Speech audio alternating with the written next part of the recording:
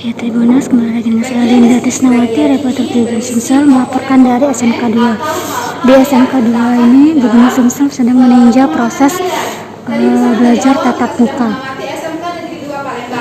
Jadi komponen-komponen yang terdapat di dalam deskripsi bagian ini bisa berupa, misalnya ruang kelasnya ada berapa sih di SMK 2? Saya amati tadi tentang observasi. Observasi secara umum adalah penelitian yang langsung ke objek, langsung ke apa. Sebaiknya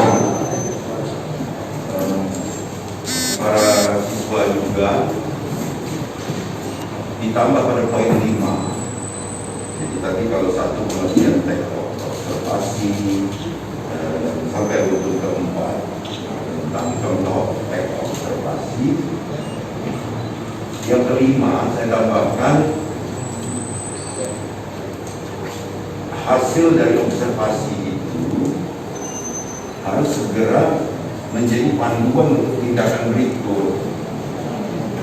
Pastinya langsung praktek, langsung di lapangan. Sepertinya kalau dari kesiapan infrastrukturnya sudah cukup kita yakini, ya. Tapi selalu saya ingatkan kepada para siswa, kita sekolah tatap muka ini bukan berarti COVID sudah tidak ada. Maka harus berhati-hati, sebab setiap terjadi fluktuasi, kalau minus berarti kita lanjut, atau menjadi sebaliknya, tentu akan timbul kebijakan baru lagi, baik nasional maupun provinsi ini. Untuk itu, kalau ini memang datang dari minat, jadi ini kan timbulnya bukan karena kita ini semata-mata diperintah pusat atau apa, bukan. Ini kan bottom up. Jadi memang datang dari siswa itu sendiri yang menyampaikan kepada saya secara langsung, ataukah komitenya, dan ini sudah berjenjang. Komite sudah kita undang semua, Dewan Pendidikan kita sudah undang semua, dan ini formulanya kita terapkan dalam observasi lapangan yang langsung kita praktekkan ini. Mudah-mudahan kita tidak ketinggalan dalam ilmu pengetahuan, karena sempat 1 tahun lebih kita harus belajar daring, sehingga praktek-praktek terabaikan. Coba lihat tuh, banyak yang sudah berdebu yang harus kita manfaatkan lagi, karena tidak semua bisa kita virtualkan. Jadi itu penting. Kedua,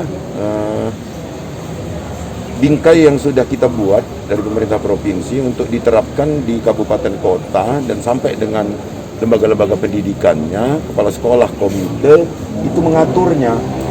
Jadi ada batas maksimum, ada durasi belajar yang sekian menit, ada penjarangan bangku yang berapa jaraknya, itu kita serahkan kepada sekolah masing-masing. Tapi pada prinsipnya bahwa tuntutan anak-anak untuk dapat sekolah tatap muka ini kita sudah respon. Jangan lupa subscribe, share, komen, dan like ya.